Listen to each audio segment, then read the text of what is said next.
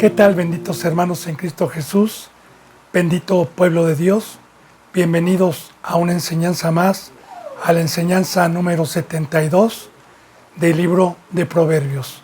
Yo he pedido al Todopoderoso, a nuestro Padre, a nuestro Dios, en el nombre de Jesucristo, para que nos permita, tanto a su servidor, ser un instrumento y hablar únicamente conforme a su bendita presencia y esta bendita doctrina, y he orado también por usted para que todo aquel seguidor, suscriptor, a todo aquel que viene con hambre y sed de justicia, tenga el toque de Dios en el corazón para poder comprender este bendito camino. Son los deseos de Dios y de su siervo.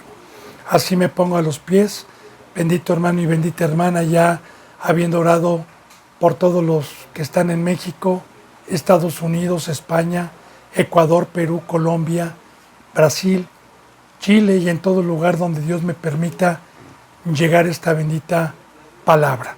Así que continuemos con Proverbios capítulo 25, versículo 9. Consejo y proverbio.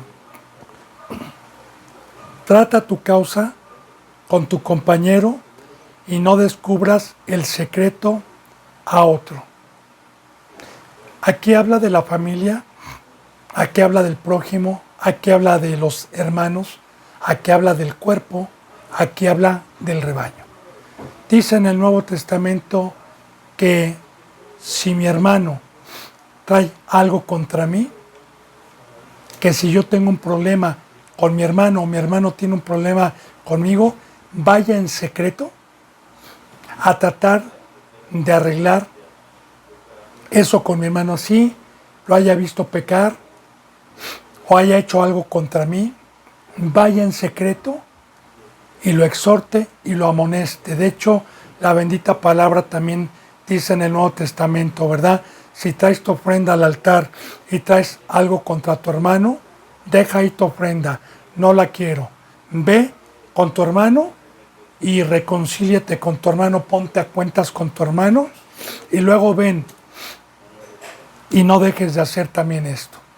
También, bendito hermano y bendita hermana, la bendita palabra de Dios en el Nuevo Testamento y tanto en el Antiguo Testamento es que si mi hermano me hace algo lo debo de perdonar hasta 7 veces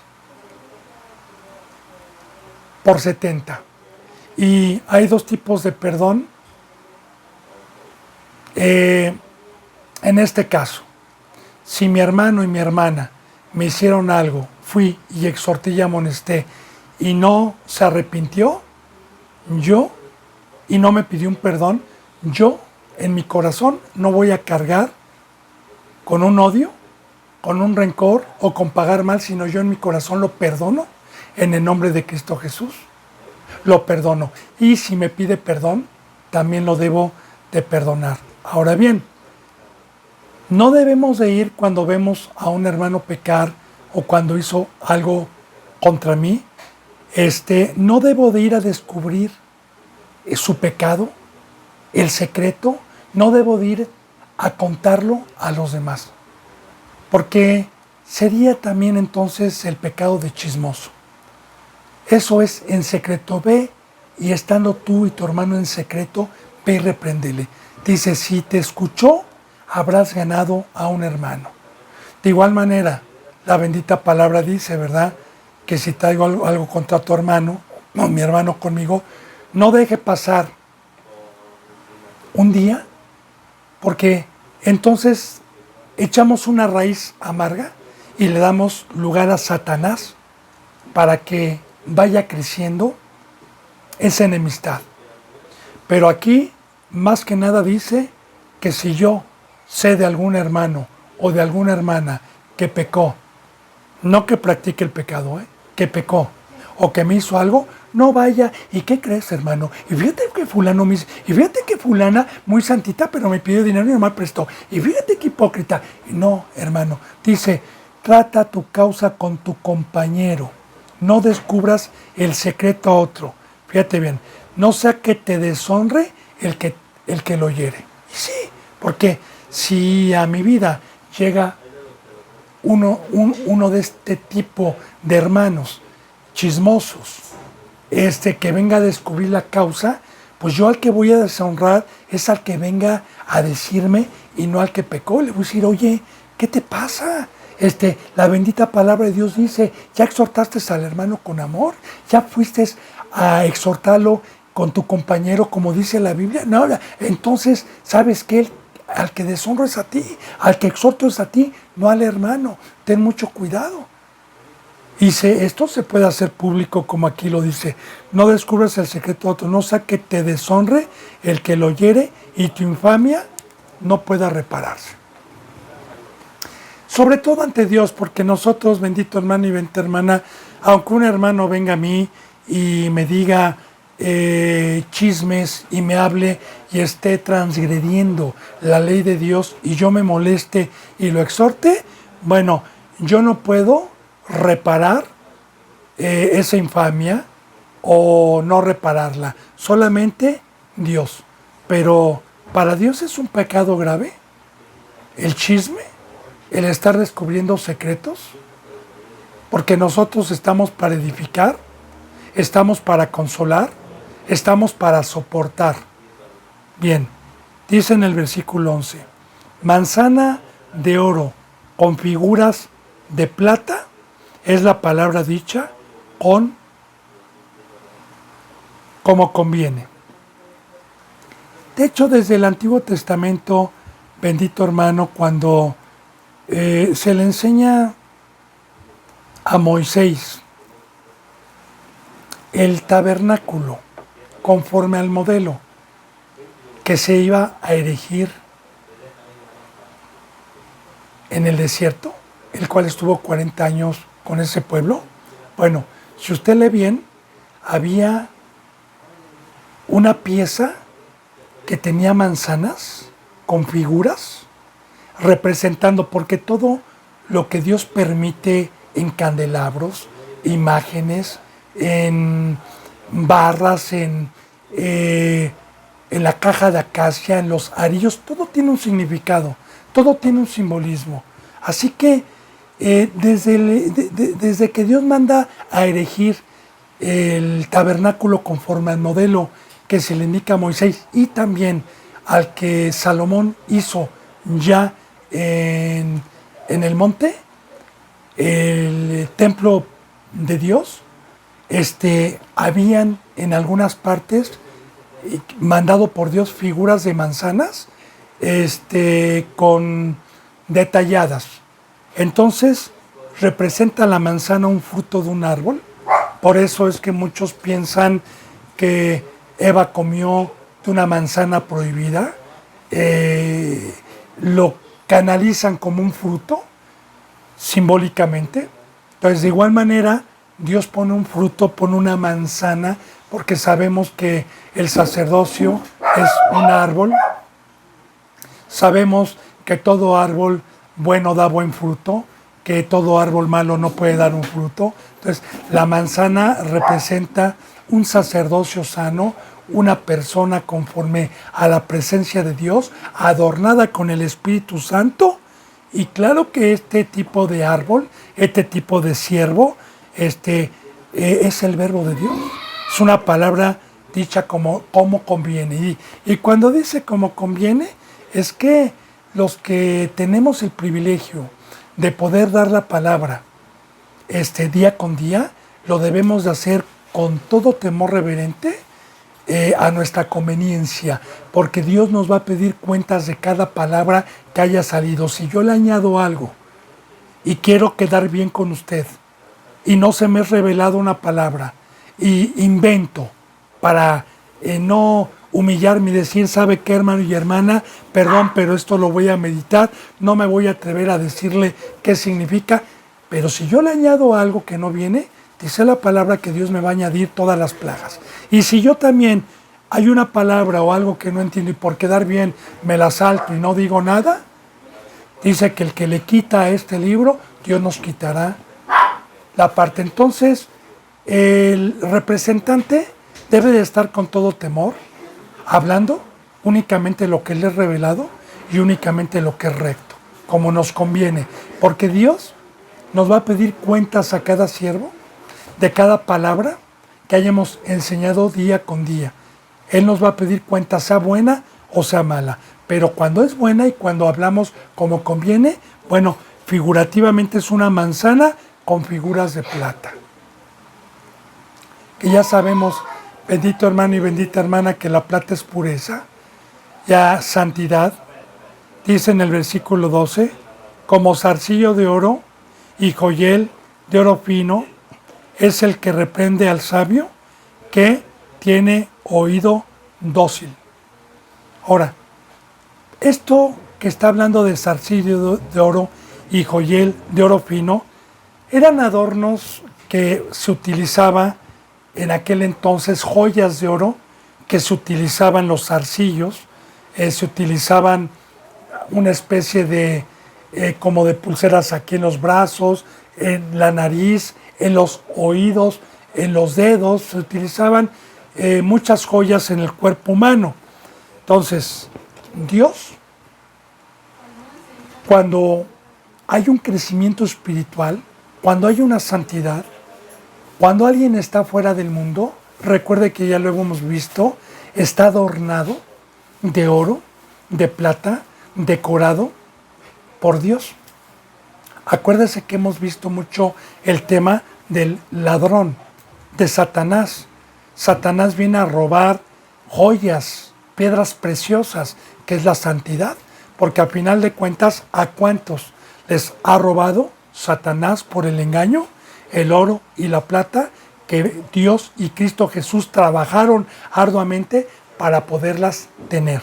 Acuérdese también que hay una cita bíblica en el Nuevo Testamento en donde dice que el espíritu inmundo cuando sale del ser humano se va a lugares secos y no encuentra reposo. Y en el camino se encuentra otros espíritus peores que él, hablando de demonios, y dice así: volveré a mi casa de donde salí, hablando del cuerpo humano. Y dice que cuando la regresa, fíjese bien lo que dice, la haya barrida y la haya decorada. Sí, porque Cristo Jesús, cuando vino a perdonarme mis pecados, me limpió de todo pecado, me puso una túnica y la limpieza representa oro. Otra cita bíblica proféticamente para poder concordar esto es cuando en el Antiguo Testamento, como una sombra profética, Abraham, que en ese momento representa a Dios, manda a su mayordomo, que representa el Espíritu Santo, el mayordomo, a conseguir esposa para su hijo Isaac, que Isaac representa a Cristo, ¿verdad? De su parentela. Y le dice: pon tu mano en el muslo y júrame que vas a ir a mi parentela a conseguir esposa para mi hijo Isaac. Y no regreses si no la traes. Ok. Sabemos que cuando el mayordomo, por ciertas especificaciones que le pidió a Dios, esta mujer cumplió con los requisitos de dar de beber a los camellos, etcétera, etcétera, entonces se dio cuenta que era la elegida y que le puso un vestido y le llenó de oro para presentarla a Isaac como una esposa. Entonces, todo está lleno de simbolismos. Entonces, el oro y la plata representan un crecimiento espiritual, representan una forma que me haya dado Dios, y Cristo Jesús representan que me hayan hecho plato o me hayan hecho vaso para meterme a la casa, que es el templo de Dios, y poder dar un servicio a las ovejitas. Ahora bien, como zarcillo de oro y joyel de oro fino, está hablando ya de un representante, de alguien que tiene una estatura espiritual, es el que reprende, fíjese bien, al sabio que tiene oído dócil. No al puerco, no al terco, no al necio. Pero sí, yo veo un hermano, y aquí también vamos a aprender dos cosas muy importantes, pueblo de Dios, hermanos y hermanas. O sea, ¿un sabio puede tropezar? Sí, sí. Yo he hablado, o más bien Dios nos habla de perfección y de rectitud, que mucha gente lo malinterpreta. Porque dice: no puedes pecar para nada, no. se puede tropezar accidentalmente, mas no con conocimiento de la ley y con conocimiento hacer lo contrario, que es muy diferente. Por ejemplo, David tropezó, fue un hombre ya siendo rey que tropezó y Natán fue y lo reprendió. Un sabio fue a reprender a otro sabio, pero este Natán sabía que David era un sabio que iba a tener oído dócil para arrepentirse y no para jactarse, no para enfurecerse, no para escupir la cara, no para señalar, no para molestarse.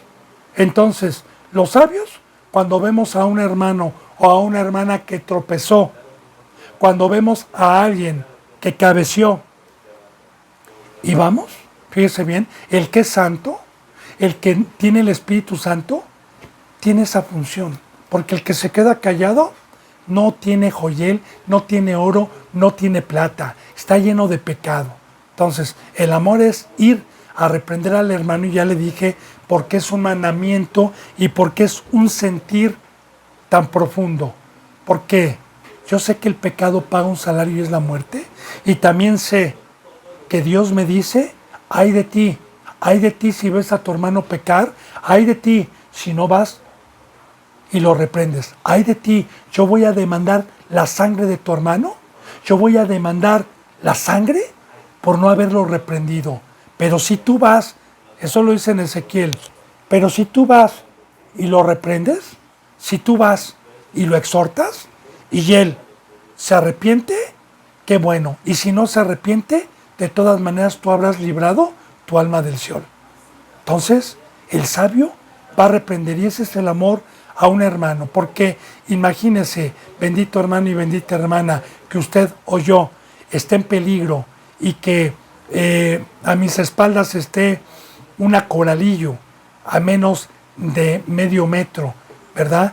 Y esté a punto de picarme y que escuche a un hermano, de morderme, que escuche a un hermano gritarme, levántate rápido, levántate, y me grite, y yo me levante y volteé, y yo le voy a decir gracias por haberme salvado.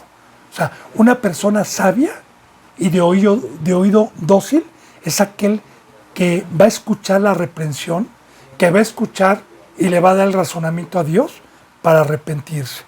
Bien, dice en el 13, como frío de nieve en tiempo de la siega, así es el mensajero fiel a los que lo envían.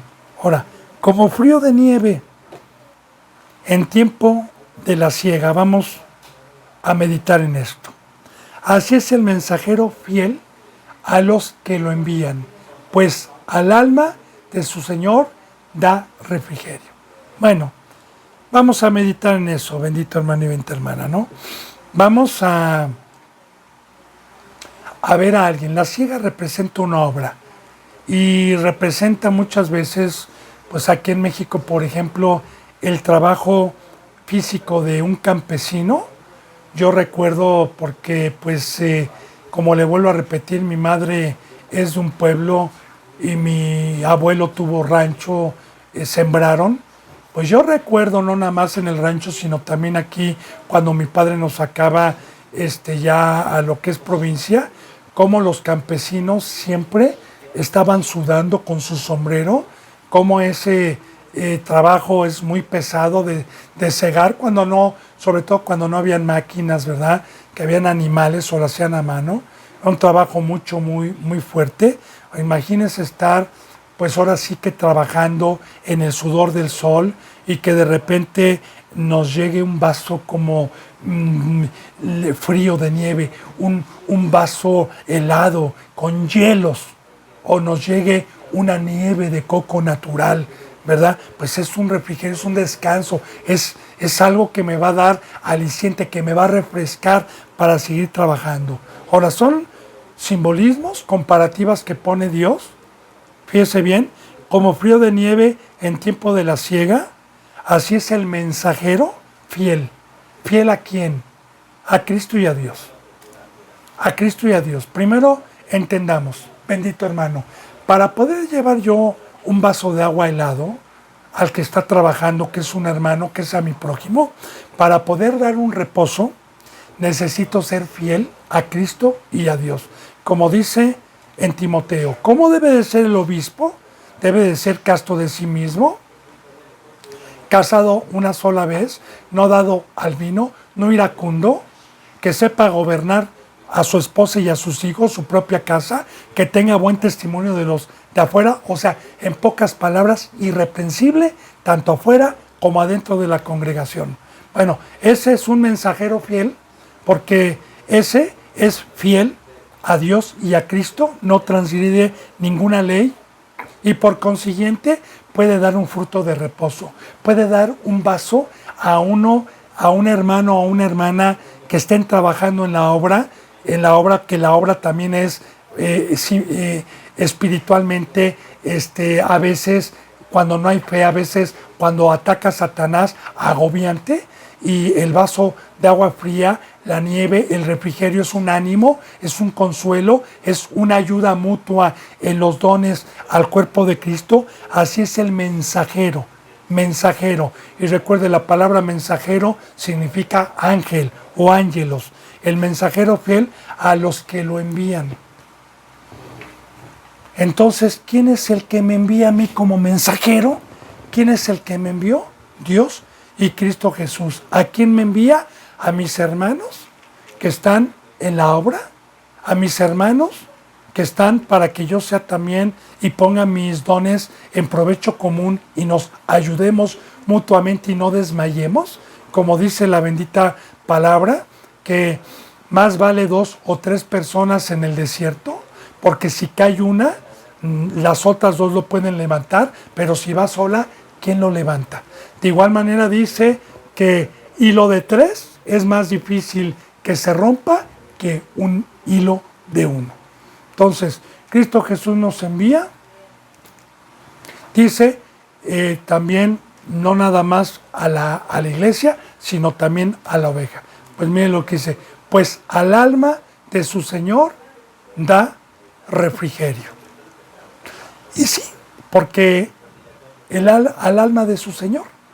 Acuérdese que la iglesia es Cristo y Cristo es el Señor.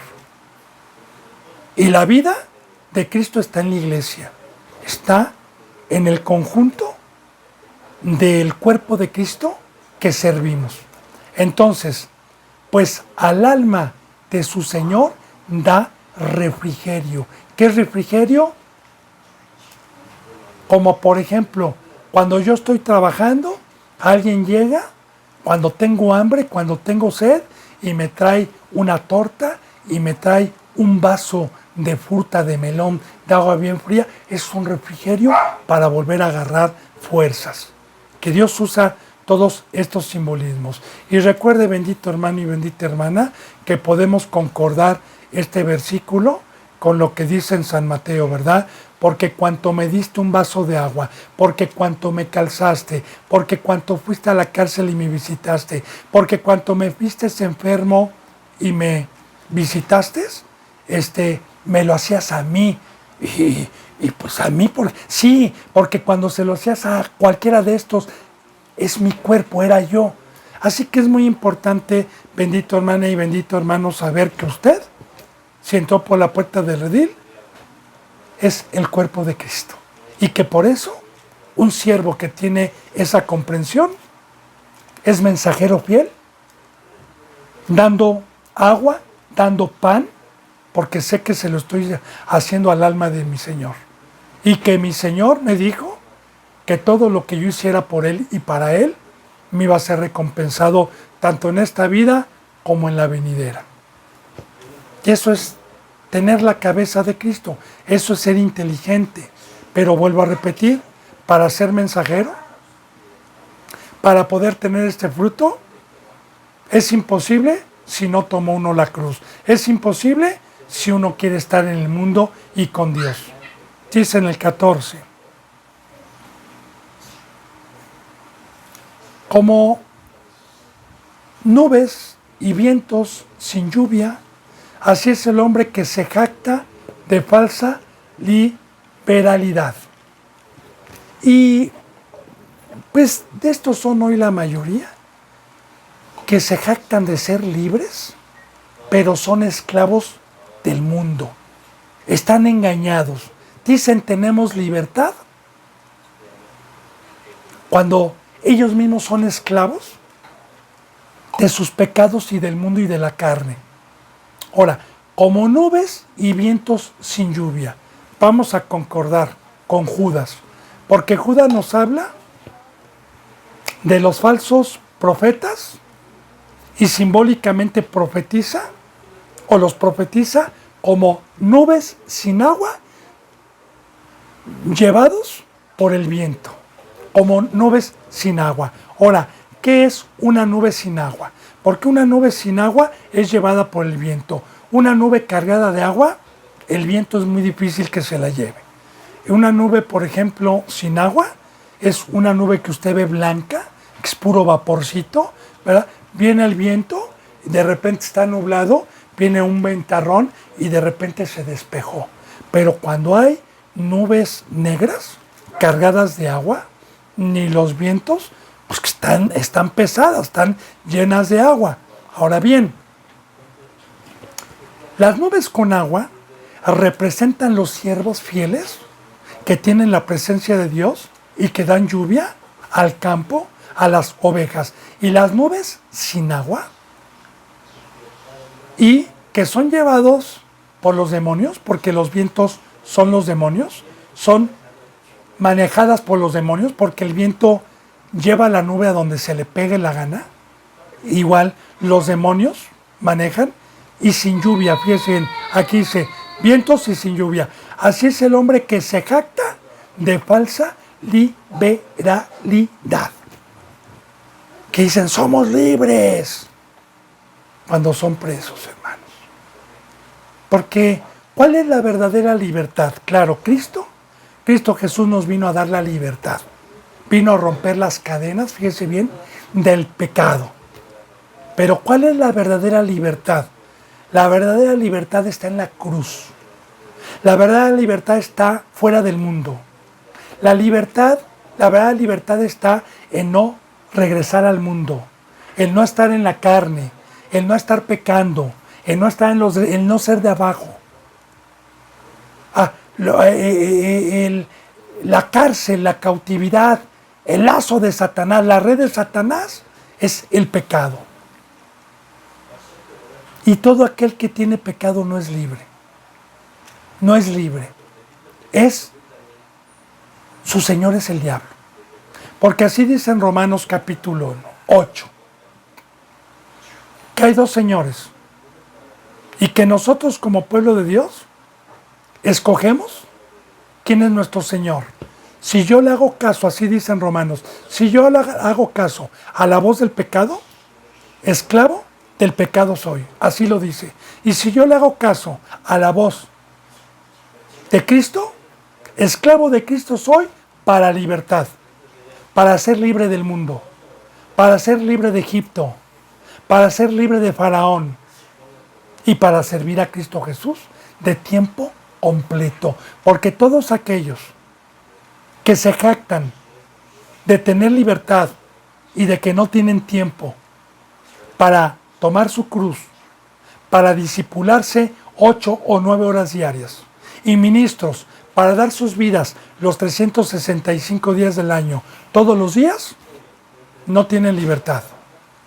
Porque para poder tener el tiempo para Cristo y para Dios, necesito ser libre de la mesa del diablo. Dice en el versículo 15, con larga paciencia se aplaca el príncipe, y la lengua blanda quebranta los huesos. Ahora, con larga paciencia se aplaca el príncipe. Cita bíblica en el Nuevo Testamento. Dios dijo por medio de Pablo, corran con paciencia la carrera que tenemos por delante. ¿Qué es la paciencia? La paciencia es que yo entro por la puerta de redil. Era de carne, nazco espiritualmente mediante la fe y voy a tener la paciencia porque ahora sí que pues todo lo que hice lo tiré como basura y empecé de ceros, una vida nueva y voy a tener la paciencia para que Dios me vaya dando una forma y un crecimiento mediante las pruebas y mediante la fe con la mirada puesta en el galardón. Le pongo una parábola de la paciencia.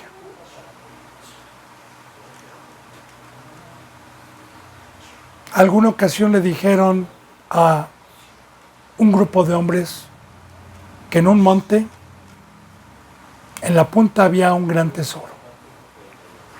Que el que llegara primero, que se les iba a dar una hora de salida por igual. Que el que llegara primero a la punta era el que se llevaba el tesoro. Bien. El que no era sabio vio la parte más corta y más fácil de llegar y subió. El sabio preguntó a los ancianos del pueblo que conocían ese monte que cuál era el camino para poder llegar a la punta del cerro. Y el camino que le dijeron era más lejos y más difícil. El otro, que hizo caso a los sabios, tuvo dificultad, escaló. El otro, mientras iba acá abajo, el otro iba llegando y cuando le faltaban escasos 20 metros para llegar, se encontró con un abismo con 7 metros de ancho, un voladero donde no podía ya pasar. El otro, mientras el otro se detuvo y bajaba, porque no había opción de llegar por ahí, en lo que rodeó, el otro le ganó el tesoro. Así, bendito hermano, es con paciencia. También le digo, y hago un poquito de hincapié aquí en esto. Cuando tuve el privilegio de que Dios me llamara, yo le he dado testimonio a los que han dado un seguimiento, que fue por una congregación o por una iglesia que no era santa, no estaba conforme a la doctrina de Cristo Jesús. Entonces, a mí, cuando yo terminé mi escuela teológica, que fue a los 8 meses, porque yo me metí 6 horas diarias a las escuelas teológicas y me chuté todo lo que me dijeron. A los 8 meses me dijeron que ya era pastor. ¿Cuál paciencia? Me engañaron. Pero bueno, entonces, correr con paciencia la carrera, bendito hermano, sí con diligencia, sí con rapidez, pero con paciencia de no querer tener, de no querer saber ya la Biblia, de no querer ser ya maestro, no, sino conforme a las pruebas, conforme voy creciendo, ahora con larga paciencia se aplaca al príncipe. Ahí está, llego a ser un príncipe, sí, y con la paciencia, con las pruebas, Dios me aplacó. Me aplacó para que mis deseos de la carne, para que mis concupiscencias las pudiera yo dominar mediante la fe y pudiera aplacar todo este cuerpo que bíblicamente ya en el Nuevo Testamento habla de que el crecimiento espiritual, el tamaño espiritual es poder gobernar toda mi carne, mi lengua, mis ojos, todos los deseos, poder golpear mi cuerpo como dijo Pablo, porque yo golpeo mi cuerpo para poderlo enseñar. Yo aplaco a mi cuerpo me pide el mundo, mi cuerpo me pide, pero yo con el poder de Dios y con el crecimiento que ya soy un príncipe, tengo este don de Dios de aplacar mi cuerpo. Pero se necesita, por eso el discipulado es con un pastor, es al cuidado hasta que lleguen a tener un crecimiento. Dice, y la lengua blanda quebranta los huesos. Ahora también aquí vemos, con la lengua blanda quebranta los huesos. Ya vimos que con la paciencia un príncipe crece. Pero ahora vamos a hablar coma y con mayúscula. Y la lengua blanda. Una lengua blanda, bíblicamente, es una lengua que no habla con autoridad. Ponemos con ejemplo, siempre con ejemplo, para concordar en el Nuevo Testamento. Cuando Cristo Jesús dio la parábola de la roca y de la casa que se edificaba en la roca y en la arena, los que lo oyeron se maravillaban porque decían, este habla como quien tiene autoridad y no como los escribas. Ahora, una palabra blanda es también bíblicamente en el Antiguo Testamento, como la del sacerdote Elí, en Primera de Samuel, a sus hijos Ofni y Fines. No, hijos, eso no se hace. Comer la carne, que es un sacrificio para Dios y que se tiene que dejar carbonizar y ustedes se la roban para comerla a su gusto, eso no se hace, hijo. Tampoco se fornica, ustedes están fornicando, hijo. Esa es una palabra blanda, porque Elí lo que tenía que haber hecho era maldecirlos para que temieran, era quitarles el ministerio, a ver si se arrepentían, era hacerlos a un lado y era darles un castigo fuerte y hablarles con autoridad.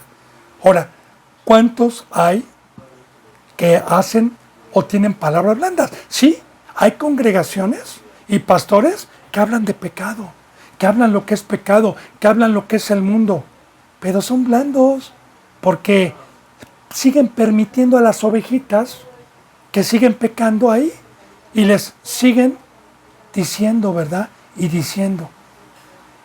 Eso no se hace, pero les permiten y les permiten el pecado. Ahora, ¿qué pasa con ese tipo de prédicas, hermano y hermana? ¿Qué pasa con este tipo de prédicas que alaban también al hombre, que son lisonjeros también y son blandos para predicar? Pues quebrantan los huesos.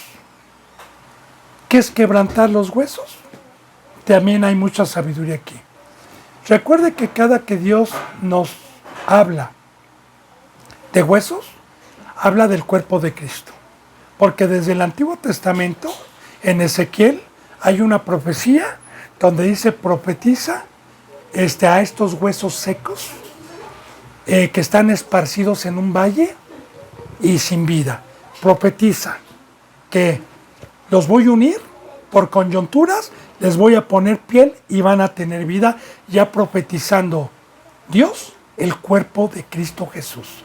De igual manera recuerde que en el Éxodo, cuando Dios los sacó con gran poder y les dio libertad de Egipto y los sacó con gran poder, se les dijo que sacrificaran un cordero pascual, pero que no quebraran ninguno de sus huesos. De igual manera, cuando nuestro Señor Jesucristo estuvo en la cruz, simbólicamente, como era la Pascua y no podía quedar ningún cadáver ahí, mandaron a quebrar los huesos de los que estaban crucificados juntamente con Cristo y de Cristo, mandaron romperle los huesos para ver si estaban muertos ya. Pero cuando llegaron con Cristo, a los otros dos les rompieron los huesos, pero a Cristo no, ya manejado por Dios todo, sino que lo picaron con una lanza en el costado. Eso ya lo sabemos. Pero simbólicamente, los huesos representan la familia, representan la unión, representan lo que hemos venido aprendiendo, que hoy no se predica, de convivir juntos, de estar juntos, de no sé, lo que en el libro de los Hechos vimos, ¿verdad? Que todos los que iban creyendo vivían juntos, vivían en familia. Entonces, ¿qué pasa con las lenguas blandas? Ven cada domingo, pues ahora sí que en vez de venir a unir, venir a que sean uno con Dios y uno con Cristo, no, quebrantan los huesos. Están cada uno en su casa. Se reúnen de vez en cuando. Bueno, palabra de Dios. Es muy profunda la palabra de Dios. El que tenga oídos, escuche lo que el Espíritu Santo dice a la iglesia. Dice en el 16, ¿hallaste miel? Come lo que te baste. No sea que hastiado de ella, la vomites. Ahora, de igual manera voy a tratar de explicar esto porque sí hay pues mucha controversia a veces. Hay de hecho algunos que dicen que la Biblia muchas veces se contradice. Y claro, si no tengo el Espíritu y si no se entiende la palabra, sí se puede contradecir porque la bendita palabra me enseña que el que tiene hambre y sed de justicia, hallará el reino de Dios. Que el que tenga hambre, que coma, que recién, decía como niño recién nacido, la leche espiritual no adulterada, porque la miel representa la palabra. Ahora, pero vamos, y le voy a tratar de explicar, porque a mí ya me pasó y puedo entender esto. De igual manera, para poder entender esto, quiero decirle que en el Antiguo Testamento, cuando descendió el maná y Dios sacó al primer pueblo a libertad, al desierto, y llovía maná, Dios les mandó decir que no recogieran más de lo que podían comer para un día, porque se les iba a gusanar y se les iba a echar a perder. Que únicamente recogieran lo que pudieran comer en ese día. Entonces, de ahí vamos a poner la masa. Encontré miel. Yo cuando Dios me despertó mi espíritu y empecé a penetrar en esto, me enloquecí, me maravillé. Empecé a tener hambre. ¿Y qué cree que me pasó? Empecé a encargar que libros, que DVDs, todo lo que era relacionado con Dios. Y llegó un momento en que en vez de empezar por un orden, porque hallé miel con el Espíritu Santo, me empecé a enloquecer porque quería abarcar todo, quería saber de acá, quería saber de allá, quería saber de acá. Y llegó un momento en que mejor me dio pereza y empecé a vomitar. Vomitar es que me hizo daño.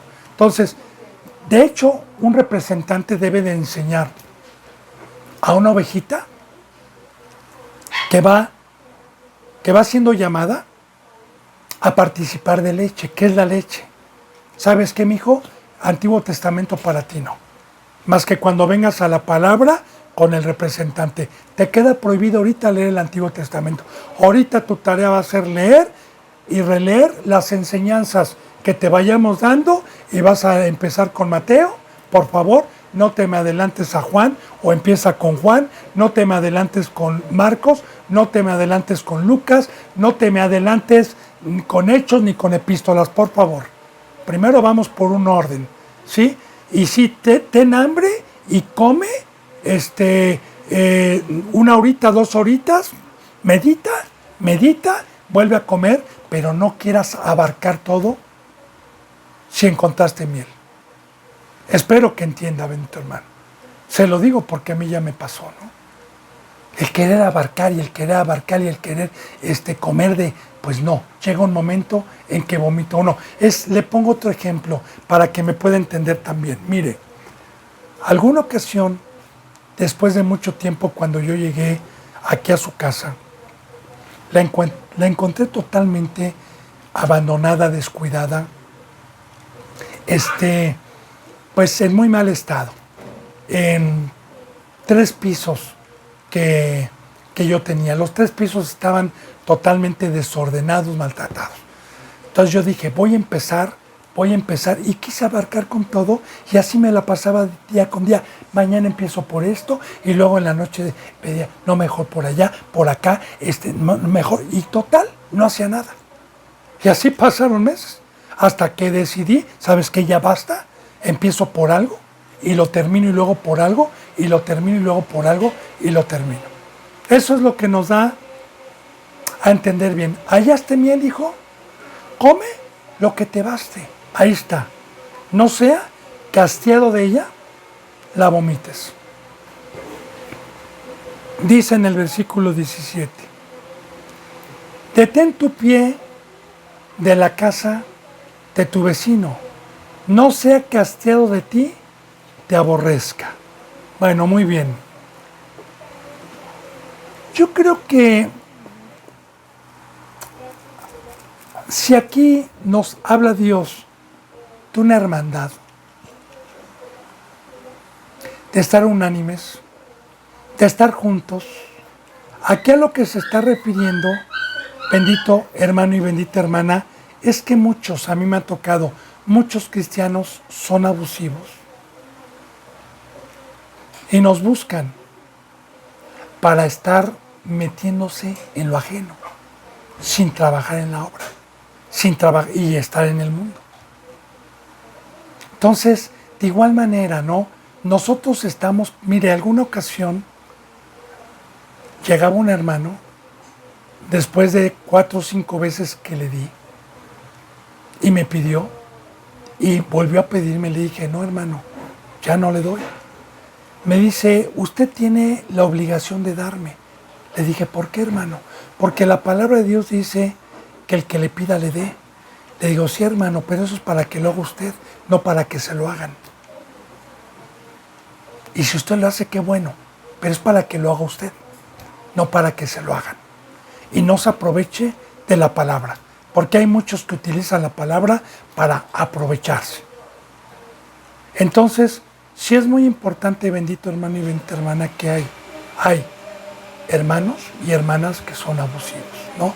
Y si yo soy santo, porque este es un consejo para los santos, entonces es un consejo, mire, Dios cuando ve la necesidad, viene. No tengo que estar yo en cualquier necesidad, en cualquier tipo de necesidad, ¿sí? Guarda tu pie de no ser carga, guarda tu pie de no ser gravoso a tu hermano y a tu hermana. Dios nos dio, Dios nos ha escogido para dar, para bendecir, ¿sí? Y sí también para recibir, pero no pidiendo, sino que Dios nos manda que cuando alguien de la congregación tenga necesidad, no tiene que pedírmelo, más bien tengo que ir en secreto a ayudarlo. Ahora, detén tu pie de casa de tu vecino, no sea que hastiado de ti te aborrezca, ¿ah? Y diga, ya basta. Bueno, dice en el 18, martillo y cuchillo y saeta aguda es el hombre que habla contra su prójimo, falso testimonio. Y sí, Dios nos pone muchísimos ejemplos de los falsos profetas, de los que hablan mentira. Uno de tantos ejemplos que nos pone es este en el versículo 18. Porque un martillo o sirve para arreglar algo o sirve para destruir algo. Un cuchillo sirve para cortar algo o para picar algo, para hacerlo carnitas. Y una saeta aguda, pues sirve para matar, es una flecha. Y aguda, cuando dice aguda, es que tenga la seguridad que cuando se le dispara con arco, le va a penetrar y le va a traspasar el cuerpo cuando es aguda, es afilada. Ahora, martillo, cuchillo y saeta matan. Un martillazo que me den en la cabeza, quedé muerto. Un cuchillazo que me den en el corazón o me abran la yugular, quedé muerto. Una saeta, quedé muerto. O sea, 3 herramientas de muerte. Es el hombre que habla contra su prójimo, falso testimonio. Ahora, yo le digo, bendito hermano y bendita hermana, ponemos de ejemplo a Cristo. A Cristo hablaban falso testimonio. Decían que demonio tenía. Decían que él se había puesto a él mismo. Decían que él no era el Hijo de Dios. Decían multitud de mentiras contra él y era el pueblo. De igual manera, mi prójimo es aquel que ha sido llamado y ha entrado por la puerta del redil. Y no quiero decirle yo cuántos han hablado falso testimonio contra mí. Y falso testimonio es que me han dicho que yo no soy siervo de Dios, que yo peco, que destruyo familias, que soy legalista, que soy enojón, que por eso no aguanta nadie conmigo. Y bueno, sin conocer, porque eso sí le digo, bendito hermano, para gloria de Dios, con la Biblia nadie ha podido llegarme a decirme: hermano, usted está transgrediendo y está practicando este pecado. Mejor arrepiéntase y no de palabra. Yo les he incitado a todos aquellos que han dado falso testimonio que vengan con la Biblia y me digan en qué he transgredido. Y los poquitos que me han dicho: es que tú haces esto, es que tú no honras a tu hijo o a tu padre o tu madre o lo que sea, yo les digo: ok, ¿lo dices de palabra o lo dices sin entendimiento? Porque si vienes y platicamos lo que es honrar a un hijo, a una esposa, a una madre, a un padre, lo que es honrarlo, y escuchas primero, antes de levantar falso testimonio, pues vas a ser bendito. Pero si tú sigues levantando falso testimonio, pues tú mismo te condenas. Porque martillo, cuchillo y saeta están para ti, para los que hablan mal de un santo, para los que señalan a alguien que no está pecando, a alguien que es un verdadero siervo. Y eso no nada más pasó con Cristo, ha pasado siempre. Pasó con Pablo, pasó con Pedro y ha pasado siempre. El mismo Cristo Jesús nos dijo: conste que se los digo, el mundo los va a aborrecer, los van a perseguir, así como persiguieron a los profetas, así los van a perseguir a ustedes. Pero bienaventurados son. Ahora, nosotros somos bienaventurados cuando para ellos hay maldición. El hombre que habla contra su prójimo, falso testimonio. Y falso testimonio es que no le puedan decir con la bendita palabra que esté pecando, bendito hermano y bendita hermana. Bien, dice en el versículo 19: como diente roto y pie desconyuntado es la confianza en el prevaricador en tiempo de angustia. Bueno, para empezar, ¿cuál es el tiempo de angustia? Bíblicamente, bendito hermano y bendita hermana, el tiempo de angustia empezó desde que Cristo Jesús murió y resucitó. Entonces la palabra dice que Satanás sabe que le queda poco tiempo, y también la palabra nos enseña que Satanás se fue a hacer guerra contra la mujer y la descendencia de la mujer, los santos que guardan los mandamientos de Dios. Así lo dice literalmente la bendita palabra. Entonces, sabemos que tenemos lucha, no contra sangre y carne, sino contra un poder espiritual adversario llamado diablo y Satanás. Y estamos en todo momento peligrando, en todo momento estamos en angustia, como dijo Pablo. En todo momento peligra mi vida, en todo momento estoy con temor y temblor, no confío ni en mí mismo, dijo Pablo. Entonces, en tiempos de angustia es desde que inició, y más ahorita, bendito hermano y bendita hermana, que no tarda Cristo. Ahora, ya vamos a estudiar esto. Entonces dice: como diente roto y pie desconyuntado es la confianza en el prevaricador. O sea, en estos últimos tiempos de angustia, el que pone la confianza en una congregación donde los que enseñan se burlen, no estando en la cruz y estando en el mundo, porque ya vimos que prevaricar es aquel que se jacta, como los fariseos, de estar en la cruz pero que estén pecando y estén en el mundo y se burlen de Dios. Y aún así la ovejita va y pone la confianza en esa prédica. Bueno, va a ser como un diente roto. Ahora, ¿qué es un diente roto? Bien, bíblicamente en Cantar de los Cantares, la dentadura representa el rebaño de ovejas blancas y hermosas en una iglesia y en una mujer que las cuida. Vuelvo a repetir, representan los dientes blancos, bellos, porque hay dentaduras muy bellas. Representan las ovejas blancas, sin mancha y bien cuidadas. Ahora bien, ¿qué representa un diente roto? Una oveja como la quiere Satanás, degollada. Porque así Satanás viene a robarse a las ovejas y a quitarles la piel y a matarlas. Ahora, ya le dije lo que es como diente roto. Y pie desconyuntado. Estábamos hablando hace rato de los huesos. Estábamos hablando de la familia. Estábamos hablando del cuerpo de Cristo. Estamos hablando de estar unánimes. ¿O bien? Pie desconyuntado. Es aquel cristiano que aquí se rompió una casa y cada quien para su casa. Nos vemos la próxima semana, hermano.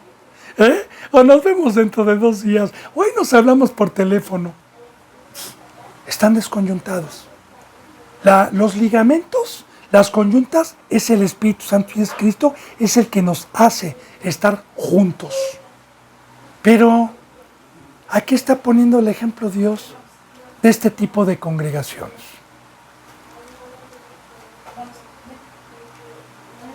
Entonces, así bendito hermano como diente roto, es el que pone la confianza en una iglesia que no tenga el requisito de ser irreprensible, de estar en la cruz, de estar muertos, de estar trabajando los 365 días del año.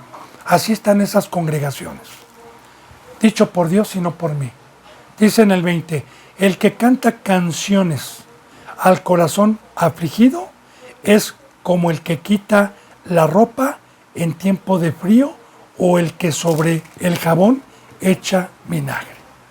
Ahora, meditemos también, bendito hermano y bendita hermana.